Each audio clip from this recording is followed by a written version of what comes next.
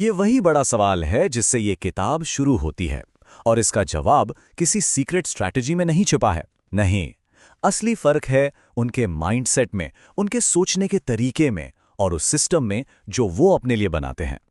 तो देखिए, एक आम ट्रेडर और एक सुपर ट्रेडर में बुनियादी फर्क क्या है। आम ट्रेडर हमेशा बाहर की तरफ देखता है। नुकसान हुआ तो मार्केट की गलती, ब्रोकर की गलती। वो एक परफेक्ट सिस्टम की तलाश में रहता है। वहीं सुपर ट्रेडर अंदर की तरफ देखता है, अपने मनोविज्ञान पर काम करता है। मतलब लड़ाई मार्केट से नहीं, अपने आप से है।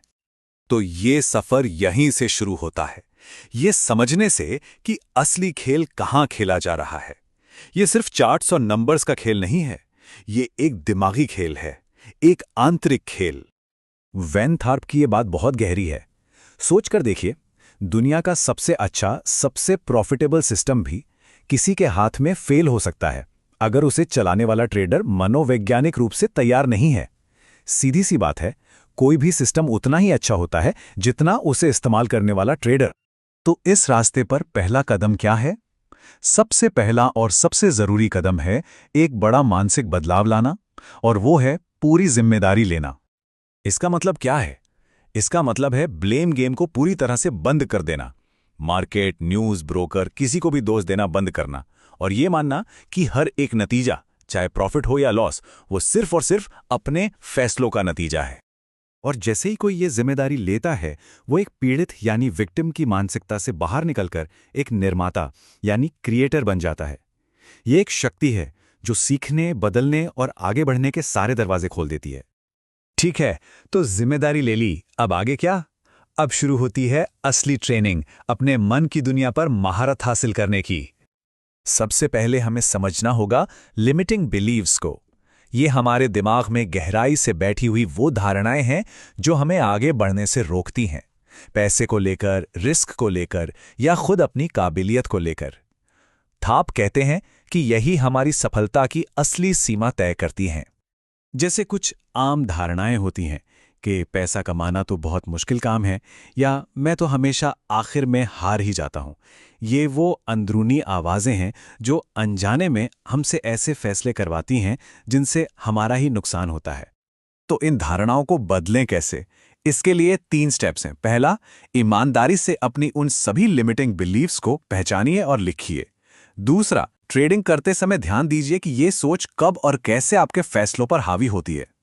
और तीसरा, सचेत रूप से इन पुरानी धारणाओं को नई और मजबूत करने वाली धारणाओं से बदल दीजिए।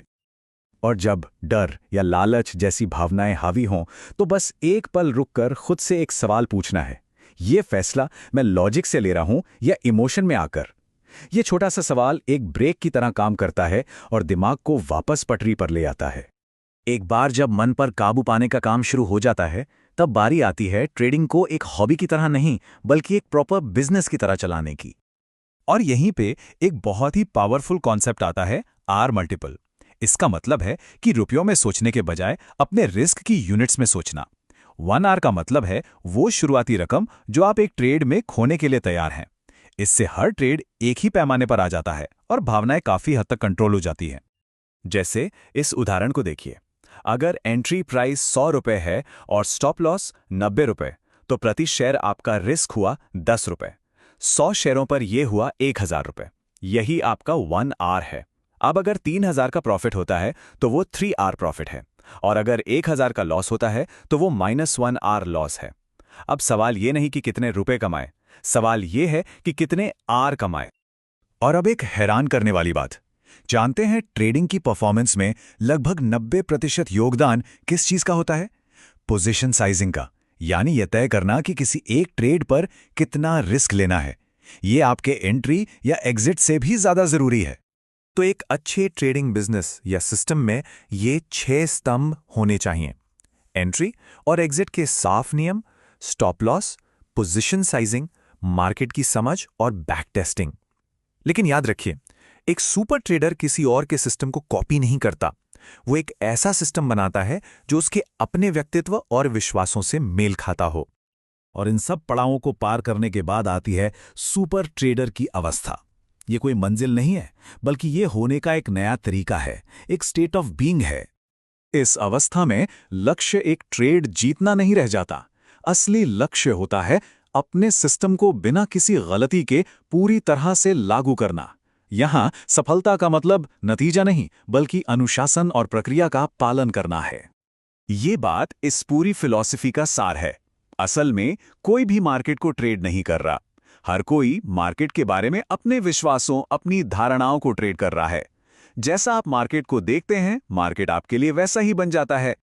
तो आखिर में ट्रेडिंग एक आईने की तरह है।